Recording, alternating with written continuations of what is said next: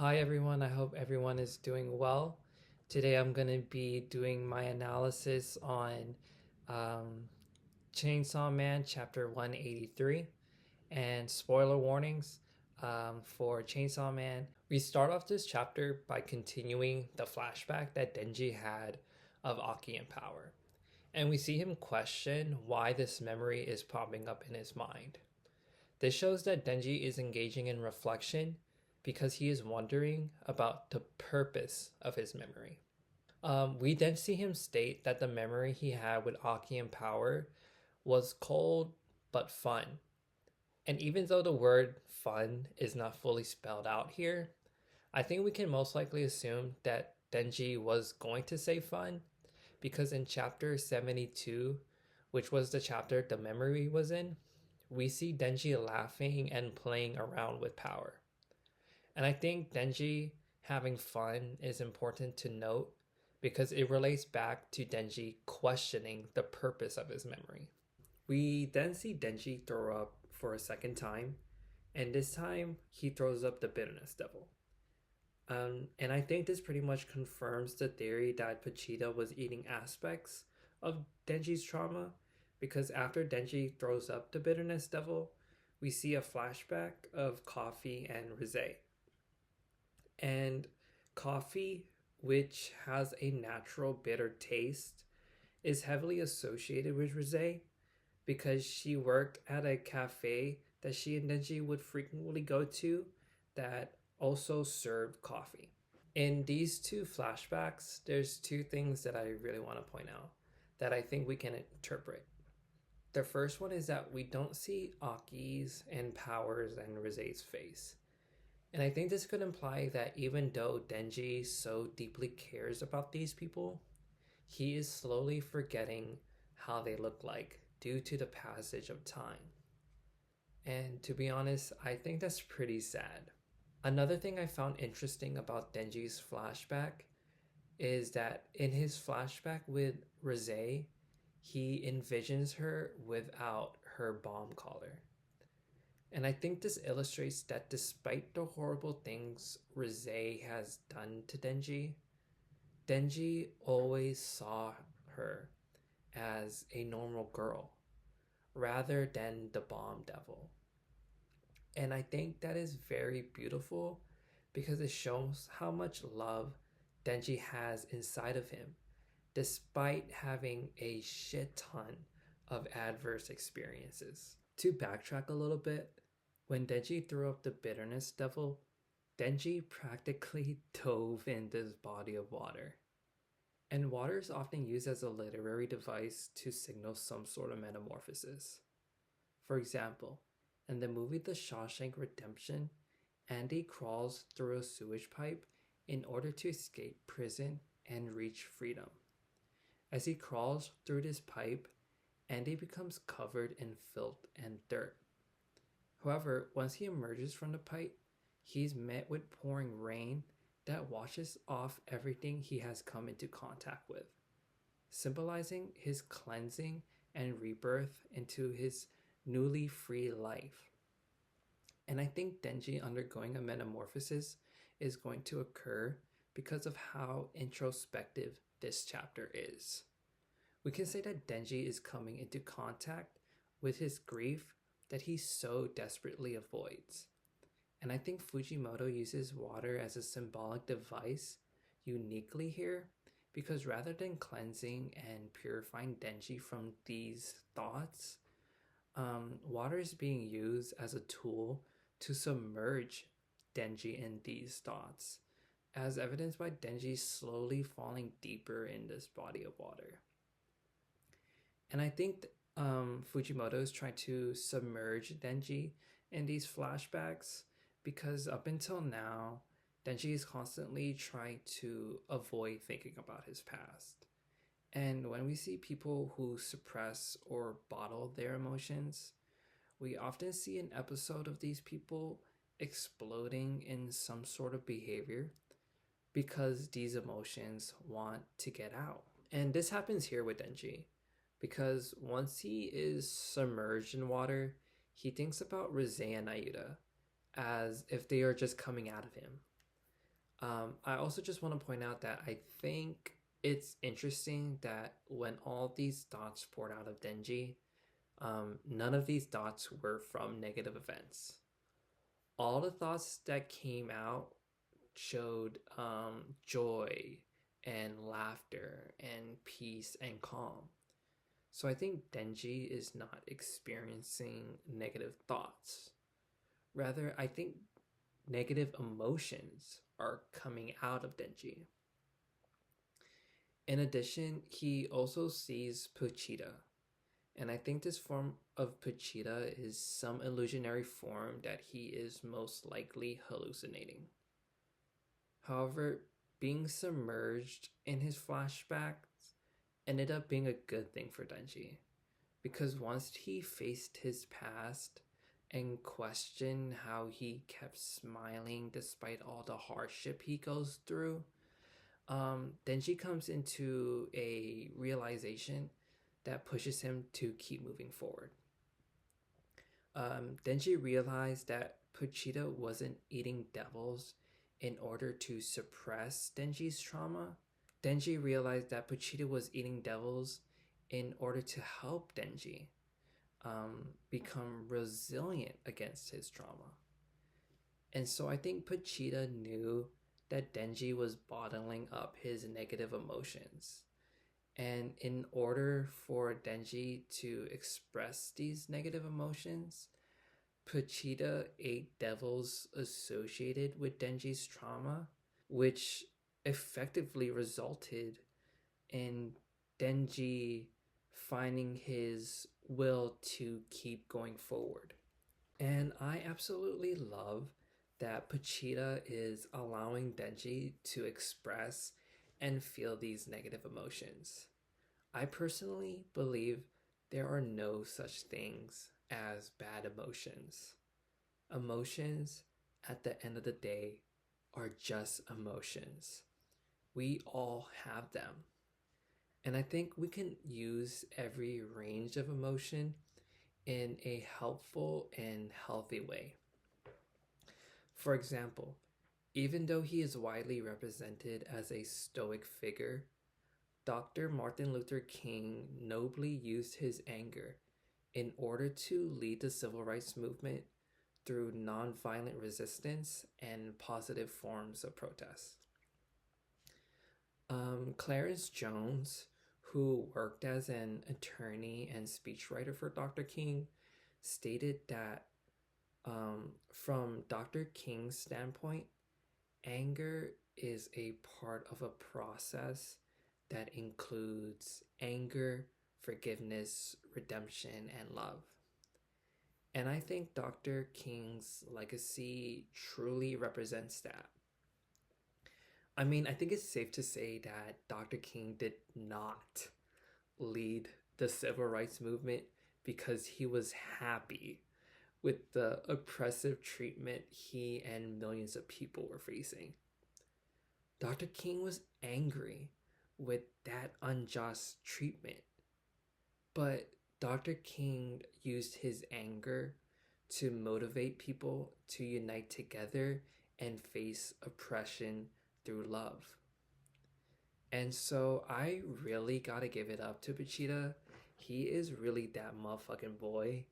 And I say that because Pochita is repurposing that grief and immense sadness that Denji has in order to use um, those emotions as a tool to help him keep moving forward. Another thing I want to point out is how we can use Denji's nonverbal cues in order to determine how low he must be feeling. As Denji slowly goes deeper into this body of water, we see him almost take the complete form of the fetal position. And the fetal position is often associated with feelings of safety and protection.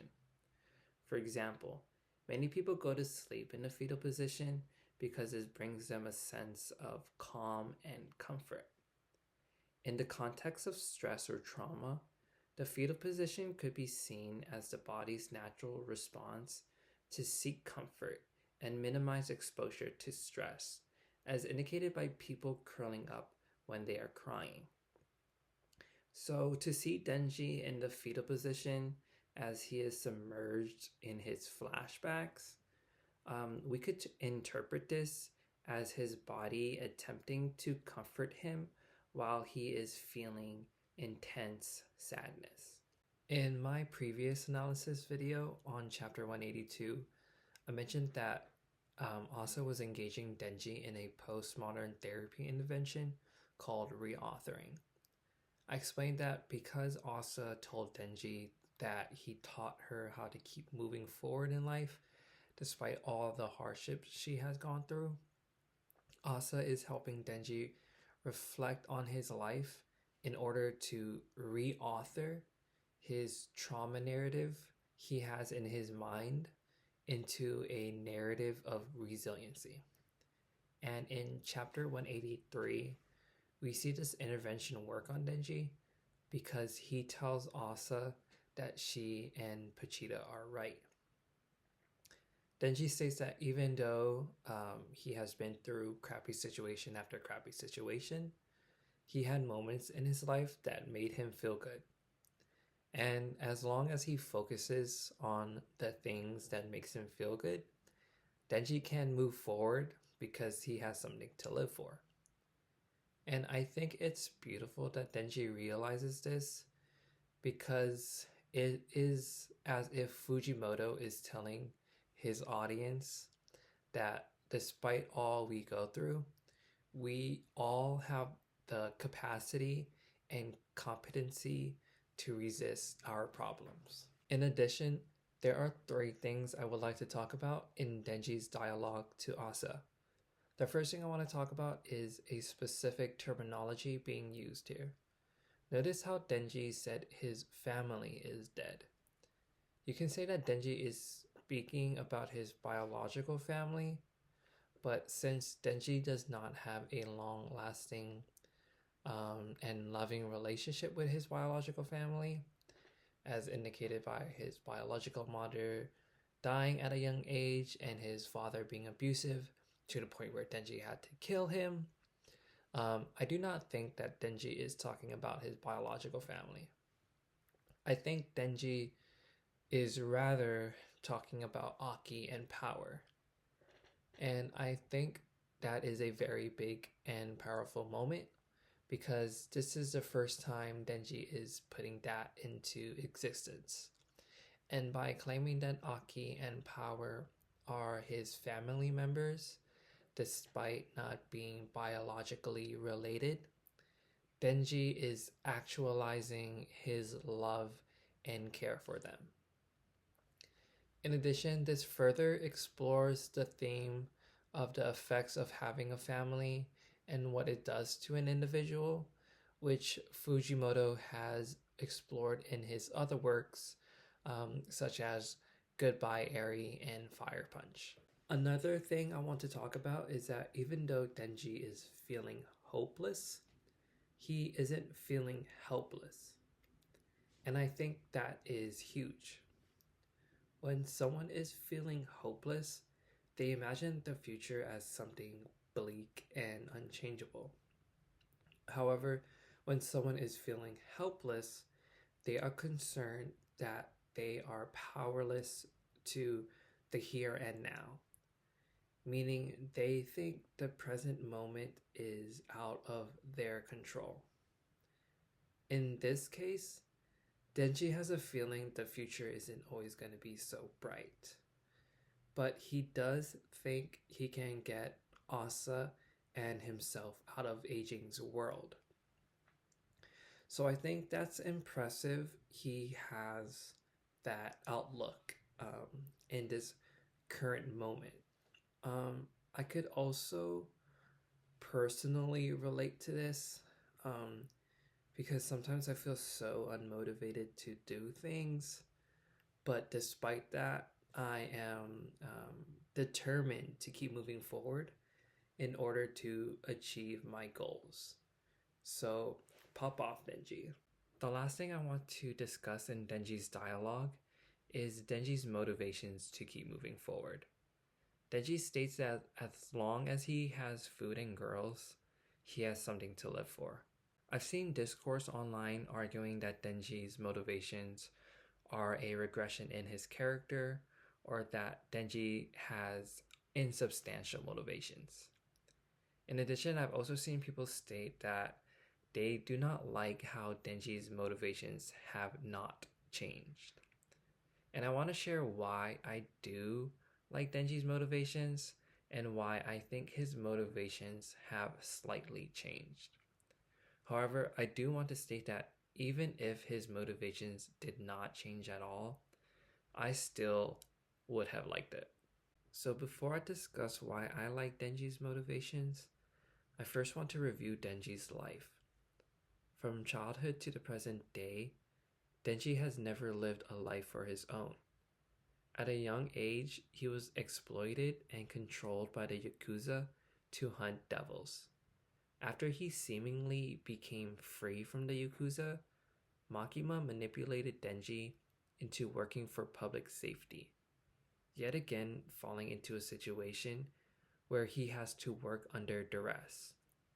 And we can say he was violently forced into these situations because both the Yakuza and Makima expressed that they will kill Denji if he decided to leave them. In addition, once he was freed from Makima, Denji was put into another situation in which he had to obey someone, as evidenced by Yoshida telling Denji in chapter 133 to not turn into Chainsaw Man or else public safety will kill Nayuta. So, a reoccurring theme that has practically been in Denji's entire life is being manipulated and controlled. And so Denji never had the opportunity in his life to dream big because his literal survival depended on his obedience to work towards someone else's goals. And the few times that we do see Denji have some sense of control in his life, it's been about simple things like deciding what to eat. And so I'm happy that Denji's motivations in life are food and girls because these are things that will mainly fulfill himself. And to be honest, I kind of want to see Denji be selfish because his whole life, Denji has been selfless. Denji has been working his entire life for someone else's goals. I mean, when he was working for Makima, he died like 100 times, so he can ultimately accomplish Makima's goal to kill the Gun Devil.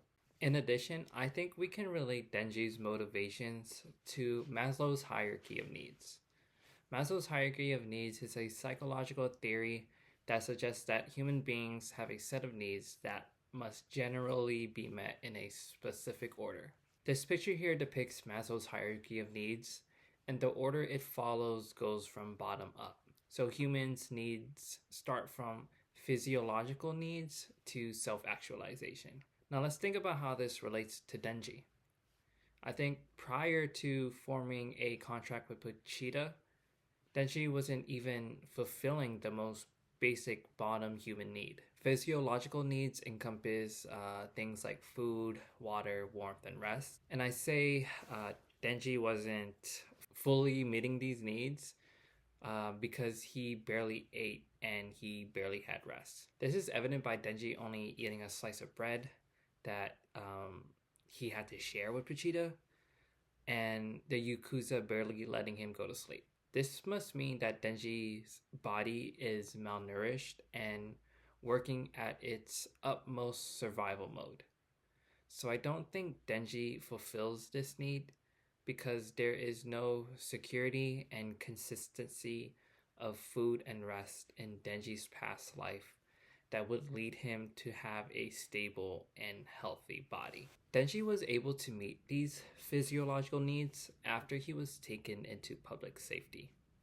However, that does not necessitate that he would particularly resolve his trauma with food insecurity. We have to remember that Denji experienced a long period of hunger, neglect, and inconsistent access to food. This can create a subconscious fear of not having enough food, even when placed in an environment where food is consistently provided, because that fear can make someone worried that they can go hungry again. A typical response to this fear is hoarding or gorging food, because when someone experiences long periods of hunger and they finally have the opportunity to eat on a regular basis, they try to compensate for past deprivation by eating large quantities when food is available. And we see this behavioral response with Denji in the way he tries to put every type of food ingredient in a single meal, or when he hastily stuffs his mouth with food. Another way we can relate Maslow's hierarchy of needs to Denji is through his desire to seek social connection. And I think in conjunction, we can relate this to how Denji's motivations have slightly changed. In the first chapter of Chainsaw Man, we learned that Denji dreams about going on a date with a girl. But considering his circumstances, Denji believes that dream will come true. In the same chapter, we also learned that from a young age, Denji has lived life with no parental caregiver for a long time. So I think it's safe to assume that up until Denji fully bonded with Aki and Power, Denji has had no social source that could provide him a sense of love and connection. And according to Maslow's hierarchy of needs, relationships are important because they provide emotional support that is essential for personal development. And when individuals do not feel love and social connection, they feel isolated and unsupported, making it harder to pursue higher goals such as self-esteem or self-actualization. I think we can relate this to Denji because he has consistently been driven to want a connection with girls. And I think it's because Denji is seeking love rather than being a lustful teenager who wants a girl. And I say Denji is seeking love rather than lust, despite him saying he wants to have sex multiple times. Because since he was a child, he has never had a social connection that could provide him love. So I think he confuses having sex as something that is inherently loving because he has never experienced love through care. In addition, I think you can argue that his goals have slightly changed because of the specific terminology Denji uses. Previously, we have seen Denji say his motivations are to have sex, but in this chapter, we see Denji state that as long as the world has girls, he can keep moving forward. And I think this change in terminology illustrates that Denji is learning that sex is something that is not inherently loving, and that seeking a healthy relationship with someone he is attracted to can be. Ultimately, I think these motivations of food and girls is good for Denji's character because fulfilling them would be fulfilling unresolved emotional needs of food insecurity and a lack of love that Denji has been missing since his childhood. And these are things that people need for themselves before they can start engaging in altruistic goals, such as a desire to help other people for the greater good. So, before Denji can pour water for other people, Denji needs to first fill his own empty cup of water. In addition, I also think Denji's reflection here is an example of symbolism, because I think we can say it's him finally taking a stance and looking at himself in order to reflect, which is an integral theme in this introspective chapter, and something Denji specifically stated he wanted to do in Aging's world. Moreover, I think it's interesting this reflection and introspection happens in Aging's world. And I say that because an integral part of Aging's ability is the utilization of mirrors, which are tools that help people look at themselves. Lastly, I want to state that I liked how Aki and Power did not come back in some form in order to interact and provide Denji with some sort of closure to his grief. In my previous analysis on chapter 182, I stated that if this happened, it would be a disservice to Asa because she told Denji that despite losing her mother and not being able to get over her mother's death, she's able to keep looking forward because of what she learned from Denji.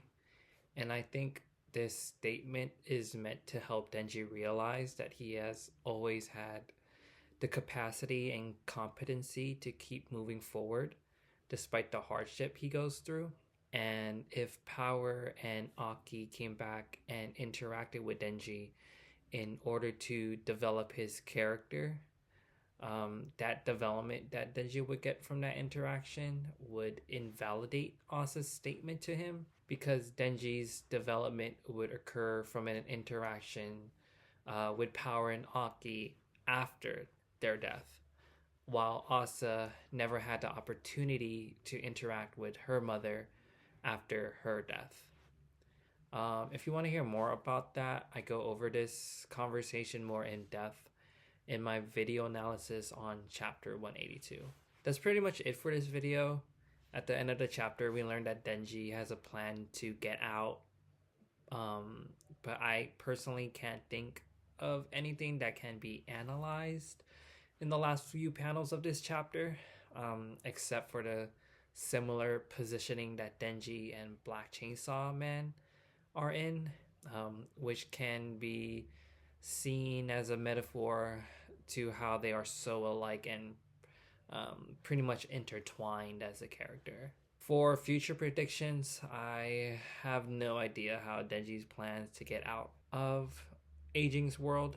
However, I do want to point out that all of the devils that Pachita ate are back, except for the octopus devil. So maybe Denji will utilize the octopus devil somehow in order to get out. I also wonder if the residents of Aging's world will try to interject or support Denji's plan. I'm not too sure how everything will go.